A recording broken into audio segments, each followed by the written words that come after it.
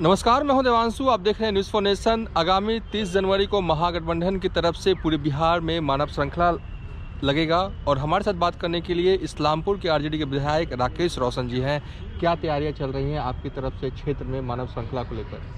देखिए, ये महागठबंधन का कार्यक्रम है और भारत सरकार ने जो किसान एक्ट लाया है उसके विरोध में हम लोगों ने विरोध स्वरूप 30 जनवरी को तय किया है कि महात्मा गांधी का जो शहादत दिवस है उस दिन हम लोग मानव श्रृंखला लगा करके केंद्र सरकार को ये चेतावनी देने का प्रयास करें कि ये जो एक्ट है किसान विरोधी है, किसानों के हित में नहीं है। और इसके लिए हमारे माननीय प्रतिपक्ष के नेता, हम सबों के नेता आदरणीय श्री तेजस्वी प्रसाद यादव जी ने आह्वान किया है कि इस आंदोलन को जुझारू बनाना है, जिससे कि केंद्र सरकार पर हम लोग दबाव बना सके कि इस बिल को वापस लें। इसलिए हम राष्ट्रीय जनता दल के लोग, चूँकि बिहार में कृषि प्रधान बिहार प्रदेश माना जाता है, तो किसानों के हित में ये कानून नहीं है, इसको बतलाने के लिए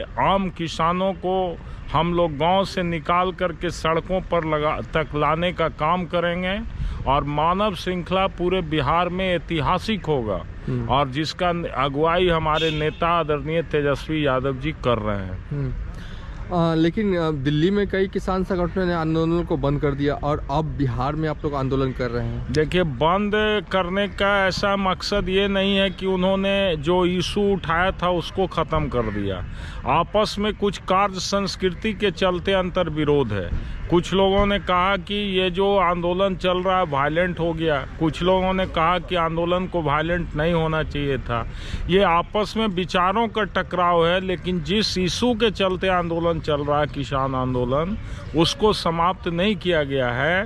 वो इशू आज भी जिंदा है और बिहार में खास करके किसानों को एमएसपी का लाभ मिले, ये हम राष्ट्रीय जनता दल के लोग चाहते हैं। और किसानों का जो फसल है उसका वाजिब मूल्य की गारंटी सरकार करे, इसके लिए हम लोगों ने मानव श्रृंखला बनाने का फैसला लिया है।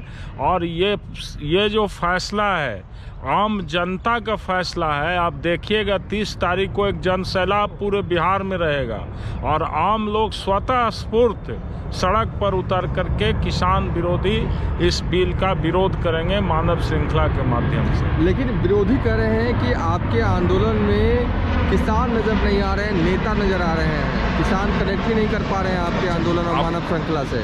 अब पता नहीं वो किसान का क्या परिभाषा तय करते हैं। हम भी विधायक हैं लेकिन किसान परिवार से आते हैं, तो क्या हम विधायक हो गए तो किसान नहीं हैं? राजनीतिक कार्यकर्ता यदि किसी आंदोलन का नेतृत्व कर रहा है तो वो क्या किसान परिवार से नहीं आता है? किसान का आंदोलन है और किसान लोग, ये पूरे किसान का संगठन ही आंदोलन को चला रहा है।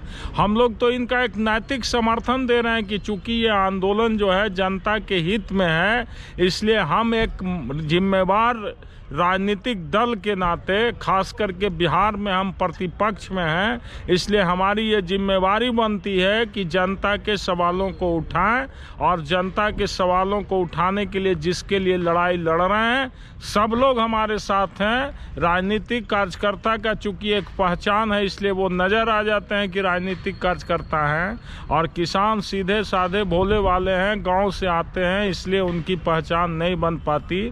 इसलिए आप लोग उसको नाम दे देते हैं कि सिर्फ राजनीतिक कार्यकर्ता का आंदोलन है। ऐसा नहीं है, इसमें पूरे तौर पर किसानों की भी भागीदारी है। एक सवाल है कि आरजेडी के विधायक हैं सुधाकर सिंह, उन्होंने आरोप लगाया है कि रिम्स में उनका सही तरीके से इलाज नहीं हुआ, यही वजह है कि उनकी तबीयत जो है वो बिगड़ गई।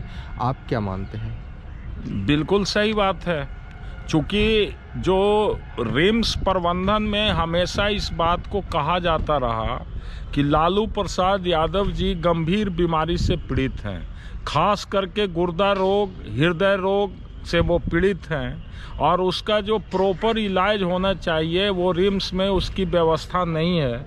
और इसकी पुष्टि तो खुद एम्स का प्रशासन ने किया कि रिम्स के लोगों ने ही फैसला किया कि इनको बेहतर इलाज के लिए एम्स में भेजा जाए। तो ये बात ही पुष्टि करता है कि उनका उचित इलाज रिम्स में नहीं हुआ तो उनको रेफर किया गया एम्स में अच्छे इलाज के लिए। चलिए, ये थे आरजेडी के विधायक राकेश रोशन। फिलहाल अभी तक के लिए इतना ही। आप देखते रहिए न्यूज़ फॉर नेशन।